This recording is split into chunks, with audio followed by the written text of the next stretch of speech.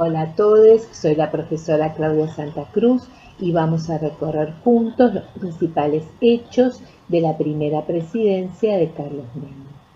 Al asumir Menem la presidencia de la Nación, era imperativo contener la crisis económica. La hiperinflación había caracterizado los últimos meses del gobierno del presidente Alfonsín y continuó durante los primeros meses del gobierno del presidente Menem. ¿Qué es la hiperinflación? La hiperinflación es el aumento de precios sin freno, acompañado de la progresiva devaluación de la moneda, al tiempo que se reduce la capacidad de compra de la población en general. Las medidas llevadas adelante por los sucesivos ministros de Economía, Rapanelli y más tarde González, no fueron efectivas para contener la crisis. Un dólar equivalía a 1.950 australes en ese momento. Los precios aumentaban sin parar. Por ejemplo, veamos el precio del diario Clarín de junio de 1989. Valía 50 australes, pero en diciembre de 1989 el mismo diario valía 300 australes. Los precios continuaron aumentando en 1990 y la inflación llegó al 2.314%. Veamos cuánto salía el diario Clarín en abril de 1990. 1.700 australes. Pero el aumento de precio iba acompañado de la inflación y de la devaluación de la moneda. Por lo tanto, en abril de 1990 pagábamos el diario usando monedas. Pero en todo ese proceso, el salario no aumentaba por encima de la inflación y la capacidad de compra disminuía por la continua devaluación. En esto consiste la hiperinflación. En 1991 asume Domingo Cavallo como ministro de Economía. Entre sus primeras medidas económicas se destaca el cambio de la moneda. Abandonamos el austral y pasamos al peso, que es la moneda actual. Para este momento, un dólar equivalía a 10.000 australes.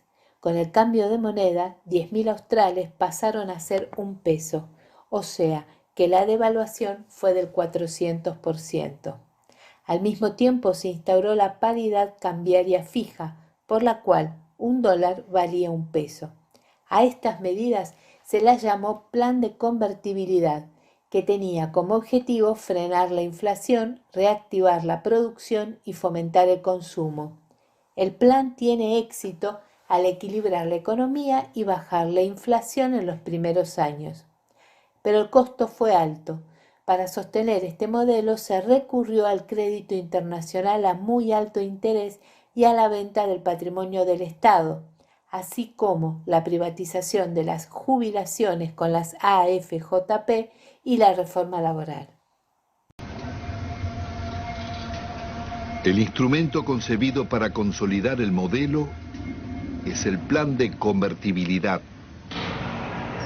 Abre las importaciones e impone por ley una mentira. Un peso vale un dólar. Logra detener la inflación, pero deja indefensa la industria nacional. De producir el 95% de lo que consumíamos y exportar máquinas, tornos, trenes y electrodomésticos, pasamos a importar telas, carnes, lácteos, frutas o pastas.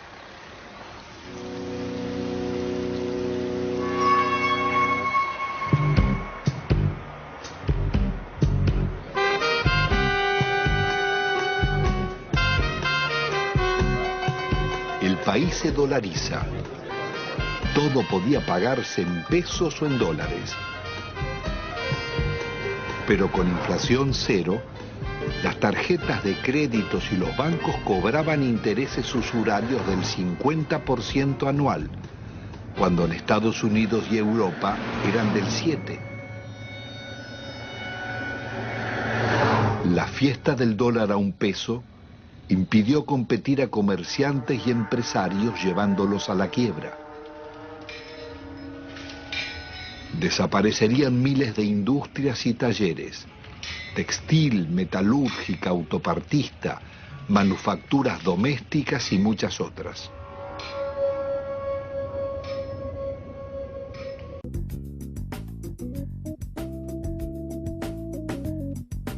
reforma del Estado no fue un hecho aislado, sino parte de una ofensiva a nivel mundial, conocida como Consenso de Washington, que comenzó en la década de los 80 en Estados Unidos con Reagan y en Gran Bretaña con Thatcher. ¿En qué consistieron estas medidas? Menor intervención del Estado en materia económica y social, equilibrio fiscal y solidez financiera, disminución del gasto social, privatización de las empresas públicas, fin del proteccionismo industrial, desregulación de la economía al libre juego del mercado, reforma laboral y privatización de las jubilaciones. Durante la primera presidencia de Menem se sancionó la Ley de Reforma del Estado, el 17 de agosto de 1989, que autorizaba al presidente a proceder con la privatización de un gran número de empresas estatales.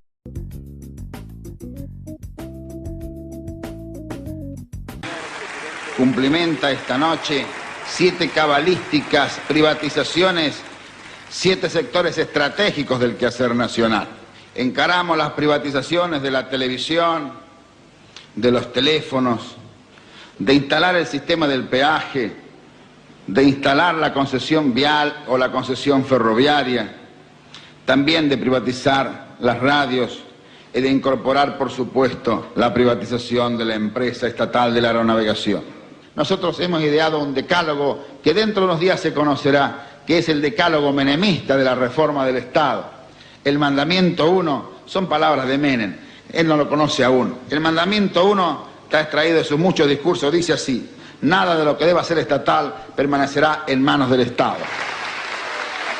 La venta del patrimonio del Estado, que se realizó en la mayoría de los casos por debajo de su valor real, aportó al Estado 25.000 millones de dólares, pero para poder venderlas con rapidez, el Estado se hizo cargo de las deudas que ellas tenían y que sumaban unos 60.000 millones de dólares. El Fondo Monetario Internacional y el Banco Mundial exigen la venta de las empresas estatales porque este dinero era necesario para sostener la paridad cambiaria y pagar los intereses de la deuda externa. La venta de estas empresas estuvo plagada de actos de corrupción que fueron denunciados por el periodismo de la época. Los escándalos de corrupción fueron opacados por el éxito económico. Sin embargo, fueron varios y muy resonantes. La mayoría automática. La ampliación del número de jueces de la Corte Suprema de 5 a 9 integrantes determinó el nacimiento de la mayoría automática que siempre dictaminó a favor del gobierno de Menem. El pasaporte de Alcázar.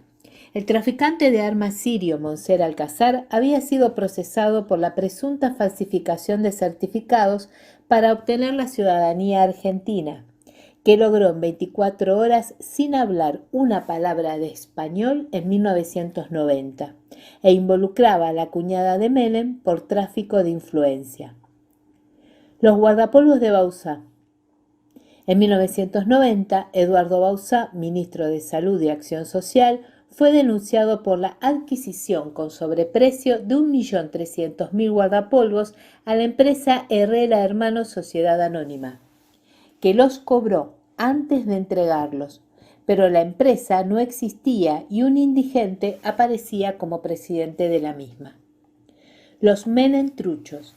En 1991, Armando Gostañán, director de la Casa de la Moneda y amigo personal de Menem, soportó 2 escándalos: la emisión de moneda con numeración duplicada y los tristemente célebres Menem truchos. Los Menem truchos eran billetes con el rostro de Menem que hizo imprimir en auténtico papel moneda y con marca de agua original para repartir entre amigos como una broma. La mala leche. Miguel Ángel Vico y Carlos Spadone fueron los protagonistas del caso de la leche adulterada vendida al Estado argentino en 1991. La Dirección Nacional de Maternidad e Infancia había ordenado la compra de leche en polvo para embarazadas, menores de 2 años y desnutridos. Las firmas Molfino, Manfrey, Mastellone y Sancor decidieron entonces no disputar la operatoria porque estimaron imposible reunir la cantidad de leche requerida en el tiempo disponible, 60 días. Spadone por entonces asesor de Menem y proveedor del Estado en forma simultánea, sí participó, resultando el único oferente. Vico y Spadone compraron leche vencida en el exterior contaminada con Escherichia coli y le cambiaron la fecha de vencimiento. SWIFTgate. En el verano de 1990-1991, el embajador norteamericano Terence Todman envió una nota al gobierno argentino denunciando un pedido de coima a la empresa SWIFT para agilizar los trámites. La empresa quería importar maquinarias de alta tecnología que iban a ser destinadas a la ampliación de su planta ubicada en Rosario, provincia de Santa Fe, sin pagar impuestos por $4 millones de acuerdo a la Ley de Promoción Industrial. El Shomagate. Uno de los casos más resonantes del menemismo fue la denuncia de que fuertes sumas de dinero provenientes del narcotráfico eran transportadas desde Estados Unidos para ser blanqueadas en Argentina con la participación de altos funcionarios del gobierno menemista y de la familia política del presidente Menem, los Yoma. El Diputrucho. El 24 de marzo de 1992 se sesionaba en la Cámara de Diputados para aprobar el marco regulatorio de la privatización de gas del Estado. El justicialismo necesitaba 130 diputados para alcanzar el quórum. Se votó a mano alzada y al levantarse la sesión, algunos periodistas percibieron que un intruso había votado. El impostor que se había hecho pasar por diputado era Juan Abraham Kennan. No fue el único intruso ese día. Hubo 5 más, que al no ser descubiertos en ese momento consiguieron escapar. Todos ellos eran colaboradores de diputados justicialistas.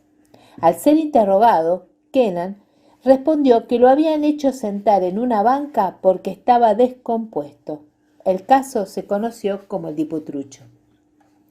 Contrabando de armas. En 1992 se exportaron 6.500 toneladas de armas argentinas a Croacia, en violación a un embargo de la ONU. Y también exportamos armas a Ecuador, siendo Argentina garante de un tratado de paz entre este país y Perú. La venta fue autorizada por un decreto secreto que llevaba la firma del presidente Menem y sus ministros. Por este hecho, el Estado argentino fue defraudado en $60 millones. Probó que el sirio Monser Alcázar participó en la operación como intermediario. La explosión de esta fábrica militar devastó la ciudad y provocó 7 muertos, además de innumerables heridos. Se cree que el motivo de la explosión fue borrar las pruebas a raíz de la denuncia por el contrabando de armas que involucraba al gobierno. El indulto es una causa de extinción de la responsabilidad penal que supone el perdón de la pena.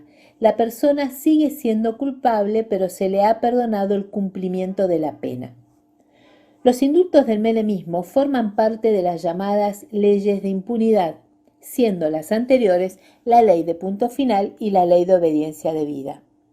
Estos indultos son una serie de decretos firmados por Menem entre 1989 y 1990 que alcanzaba a militares condenados por delitos de lesa humanidad, Videla, Macera, Agosti, Viola, Suárez Mason, colaboradores civiles de la dictadura como Martínez de Hoz, los carapintadas que se sublevaron durante el gobierno de Alfonsín y algunos líderes guerrilleros como Firmenich. La reacción de la sociedad fue contundente en su rechazo. Por eso esta mañana, en horas muy tempranas, he firmado los decretos que llevan los números 1002, 1004 y 1005, donde indulto a muchos militares y muchos civiles para que empecemos a reconstruir la patria en paz, en libertad y en justicia.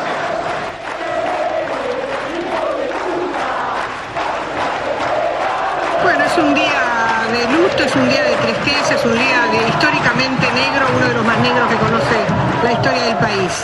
Acá está la ciudadanía, la que se expresó que no quería el indulto, acá estamos nosotros, y esto quiere decir vamos a seguir luchando. Bueno, las abuelas buscando niños, los vamos a encontrar y vamos a tratar de decirle que puede haber algún día justicia, bienestar social y seguridad para ellos.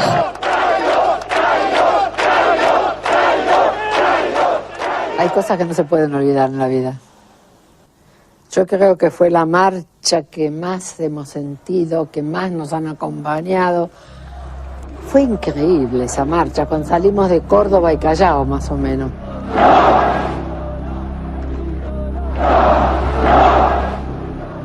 Nunca me voy a olvidar de ese no que corría por las calles. Desde el final empezaba el no y no se paraba nunca hasta llegar al... Era una cosa tan emocionante escuchar ese no, que los únicos que no lo escucharon fueron los del gobierno, ¿no? Desgraciadamente. Creíamos que iba a hacer efecto, que el señor Menem iba a tener un poco de corazón y sentimientos, iba a ver lo que le estaba pidiendo el pueblo. Pero no sirvió de nada.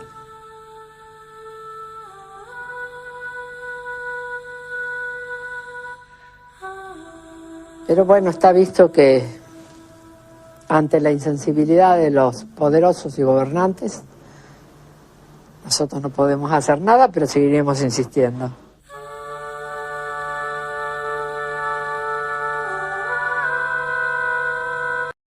La reforma de la Constitución de 1994.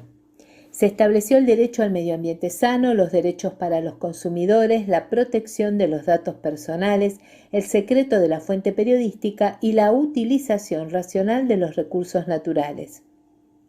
Se incorporó el tercer senador por la minoría.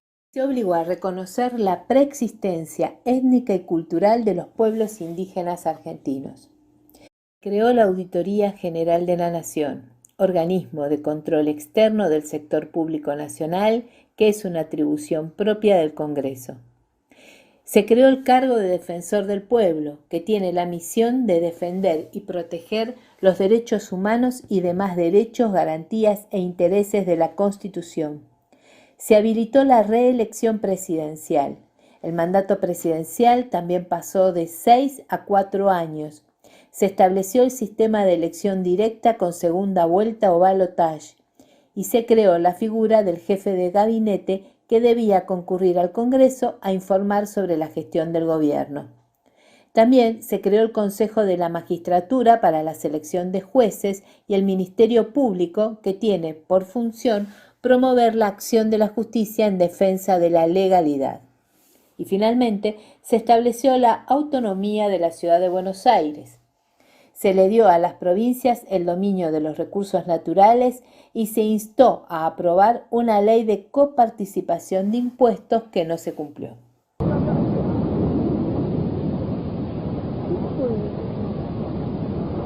Eran las 3 menos cuarto de la tarde, cuando una explosión estremeció a la ciudad. Un hongo de más de 60 metros se erigía sobre los edificios. Las sirenas comenzaron a adueñarse de la capital federal. Nadie pudo sustraerse de lo que ocurría en un punto de Buenos Aires, Arroyo 916. Vemos móviles de los bomberos, ramas, árboles caídos. Evidentemente es una explosión de grandes dimensiones y ya lo pueden ver, como si hubiera caído una bomba de un avión. Cuidado la abuela. Cuidado la columna. Muy bien, abuela. Vamos, ya está, abuelita, vamos.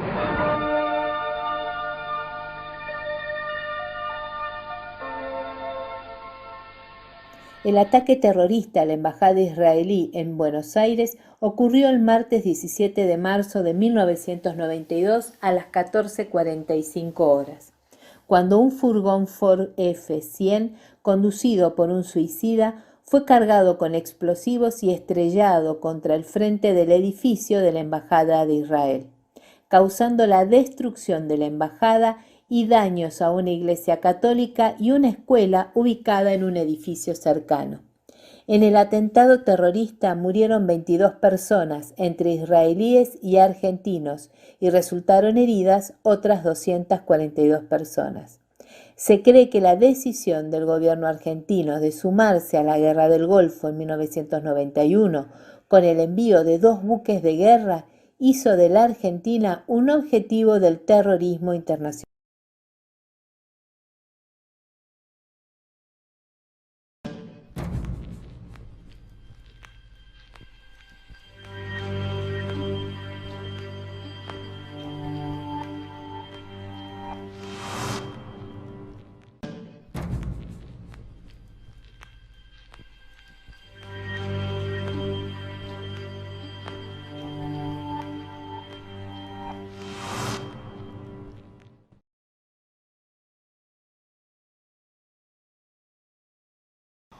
Hola a todos, mi nombre es Claudia Santa Cruz y vamos a recorrer juntos los hechos más importantes de la segunda presidencia de Carlos Menem. En su segundo mandato, el gobierno continuó con el plan de estabilidad y encaró la segunda reforma del Estado. También se caracterizó por el inicio de la recesión económica, un aumento de la deuda externa y nuevos escándalos de corrupción que finalmente lograron el debilitamiento político del menemismo. El plan económico estaba mostrando resultados negativos y preocupantes a nivel social. 18,6% de desocupación, 29,7% de la población vivía por debajo de la línea de pobreza, cierre de pymes, caída del poder adquisitivo del salario un 50%, etc. En este periodo, la deuda alcanza los 57.777 millones de dólares. A pesar de haber prometido en su campaña electoral una revolución productiva, las primeras medidas del nuevo mandatario son de tinte neoliberal. Privatiza las empresas estatales y plantea fuertes recortes del gasto público. En 1991, asume Domingo Cavallo en el Ministerio de Economía con la misión de controlar la creciente inflación. Se promulga la ley de convertibilidad que establece la paridad en 1 del peso al dólar. En poco tiempo la inflación se detiene, pero no la deuda. La industria local se ve castigada nuevamente por los productos importados, que se ven beneficiados por la sobrevaloración del peso.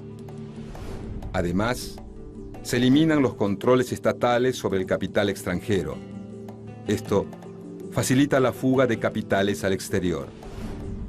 El tipo de cambio fijo provoca que el Estado siga tomando nuevos préstamos para pagar la deuda.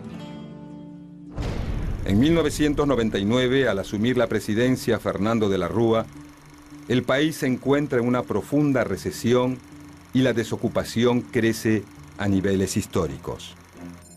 El monto de la deuda externa alcanza los 152.000 millones de dólares. Fractura gremial. En el campo sindical, la CGT adhirió a las políticas oficiales, provocando que los sectores disidentes abandonaran esta organización y crearan el MTA encabezado por Moyano y la CTA encabezada por Víctor de Llenaro y Germán Abdala, entre otros. Las tres centrales encabezaron el segundo paro general contra la política económica menemista. Por otra parte, surgen las organizaciones de desocupados. Los sectores de la izquierda realizaron una exitosa tarea al organizar a los ex-trabajadores ahora desocupados.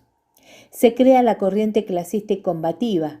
Aparecen nuevos liderazgos como el del Perro Santillán en Jujuy y nuevas formas de protestas como ser el corte de rutas nacionales. En 1993, en Neuquén, una de las provincias más afectadas por las privatizaciones y el desempleo, grupos de desempleados cortaron las rutas nacionales como señal de protesta y para llamar la atención de los medios de comunicación en zonas muy alejadas de la capital federal. Nacía así el piquete como modo de protesta. La Marcha Federal de 1994 contra la reforma educativa establecida por el gobierno nacionalizó el reclamo. A partir de allí, los paros generales o parciales encabezados por el MTA y la CTA se multiplicaron, así como los piquetes.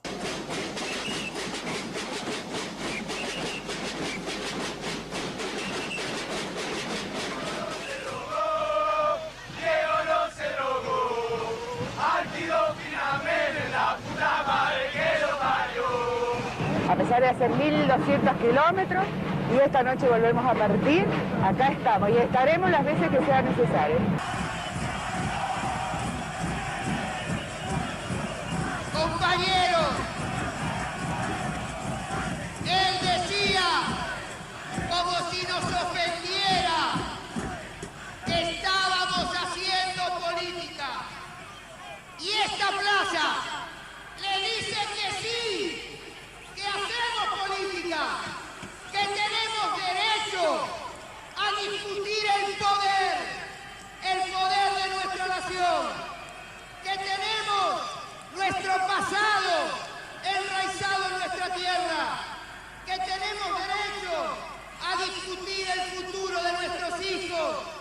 La interna en el Partido Justicialista afloró, mientras la oposición denunciaba casos de corrupción. Hackeado por las cifras negativas de la economía y los índices de desempleo y pobreza en alza, Menem sustituye a Cavallo como ministro de Economía, quien era el blanco de las críticas de la oposición y dentro de los sectores del propio peronismo.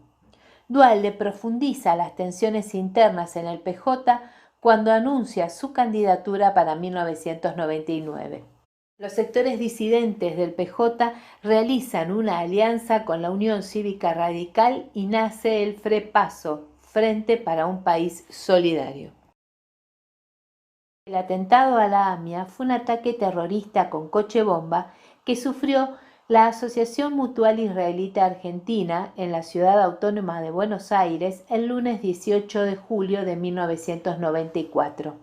Se trató del mayor atentado terrorista ocurrido en la Argentina, con un saldo de 85 personas asesinadas y 300 heridos, y el mayor ataque contra objetivos judíos desde la Segunda Guerra Mundial.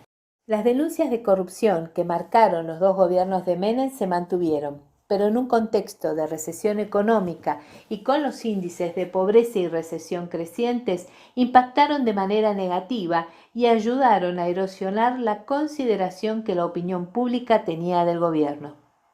Coimas IBM Banco Nación. Un millonario fraude al Estado fue perpetrado en 1994 mediante la contratación de IBM para la informatización del Banco Nación. La licitación para la puesta en marcha del proyecto Centenario consistió en informatizar 525 sucursales del Nación y la licitación armada para que solo IBM pudiera ganarla. Escándalos del PAMI. La interventora Matilde Menéndez aprobó el otorgamiento de préstamos de dinero a terceros ajenos al organismo, en lugar de depositarlos en los bancos oficiales para obtener intereses y lograr una mayor rentabilidad de los fondos del organismo. Sobresueldos. Durante los dos mandatos presidenciales de Carlos Menem se repartió de manera discrecional parte del presupuesto destinado a inteligencia y seguridad para el pago de sobresueldos en negro a funcionarios del gobierno. La servilleta de Corach. En 1996, Domingo Cavallo narra que el ministro del Interior, Carlos Corach, tuvo el desparpajo de anotarle en una servilleta el nombre de 5 de los muchos jueces federales que él controlaba y formaban un sistema de protección judicial de contrabandistas, corruptos y evasores vinculados al gobierno.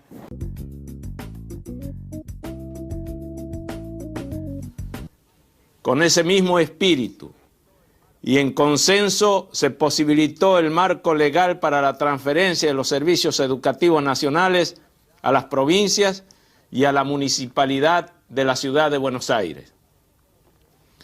Este proceso, que se está cumpliendo en el transcurso de todo este año, constituye una profunda transformación estructural de la educación argentina.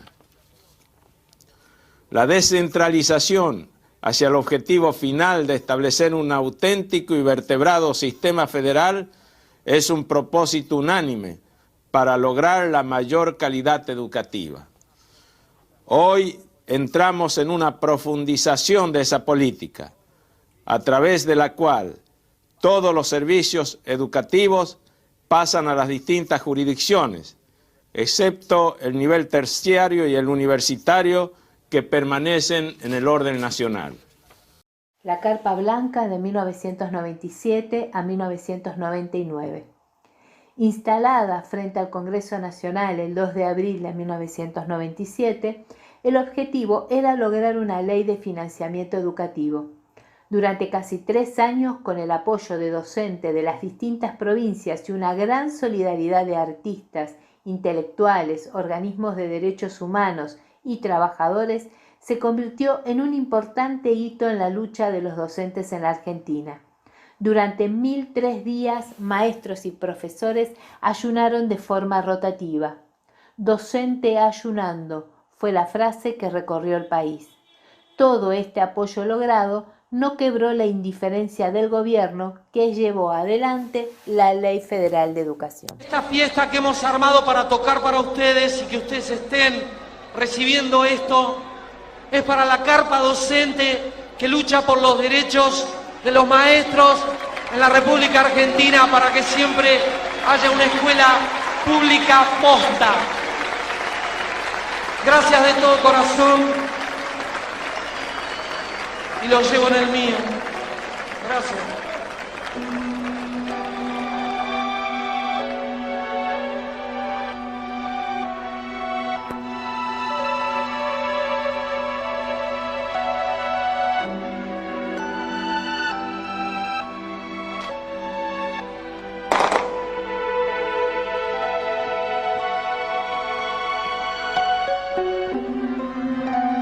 En 1999, con la recesión económica instalada, los altos índices de endeudamiento, pobreza y desocupación, las denuncias de corrupción y la interna dentro del PJ hackeando a Menem, este recurre a la Corte Suprema para que le habiliten su presentación como candidato a las elecciones de ese año. Pero la Corte rechazó esta posibilidad y Duhalde pudo así consagrarse como el candidato oficial por el Partido Justicialista. Por su parte, importantes sectores de la oposición política integrados por la Unión Cívica Radical, el FREPASO, entre otros, crearon un frente electoral, la Alianza, y presentaron la candidatura de la Rúa Carlos Chacho Álvarez, que resultó triunfadora en las elecciones.